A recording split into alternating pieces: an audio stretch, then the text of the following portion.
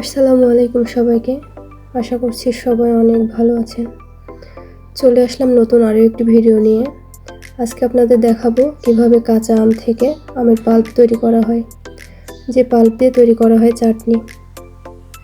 আজকের এই ভিডিওতে আপনাদের স্টেপ বাই স্টেপ দেখাবো কিভাবে পাল্পটা তৈরি করা হয়, ফুল প্রসেসটা দেখিয়ে দিব। তাহলে চলুন শুরু করা যাক। দেখুন, প্রথমে আমগুলোকে অটোমেটিক কাটার মেশিনে নেওয়া হচ্ছে, যেখান থেকে আমগুলো কেটে স্লাইস আকারে বের হচ্ছে। কাটার মেশিনে দেওয়ার আগে অনেক ভালো করে আমগুলো ধুয়ে নেওয়া ছিল।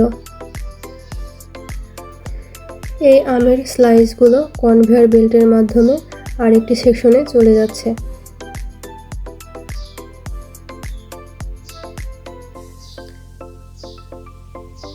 এই যে দেখুন, আমের স্লাইসগুলো এখন শর্টিং সেকশনে চলে এসেছে, যেখানে আমের স্লাইস থেকে বিচিগুলো আলাদা করে নেওয়া হচ্ছে।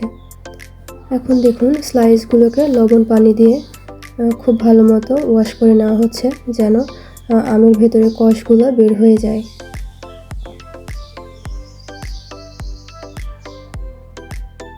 তারপরে স্লাইসগুলোকে নেওয়া হচ্ছে বয়লিংয়ের জন্য, যেখানে দেখতে পাচ্ছেন আমের স্লাইসগুলো বয়লিংয়ের জন্য নেওয়া হচ্ছে।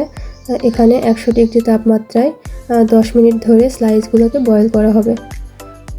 আমগুলোকে স্টিম কেটলি এবং ইলেকট্রিক কেটলির সাহায্যে 10 মিনিট ধরে বয়েল করে নেওয়া হবে। এখন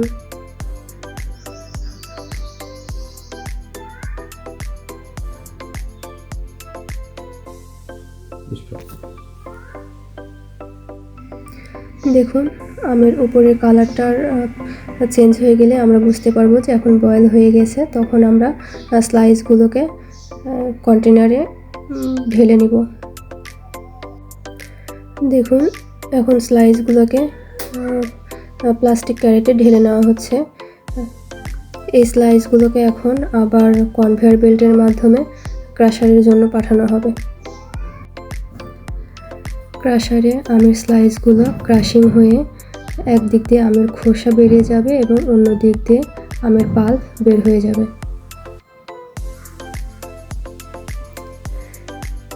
এরপরে এই পাল্পগুলো স্টেরিলাইজ করে আমরা বিভিন্নভাবে ব্যবহার করে থাকি।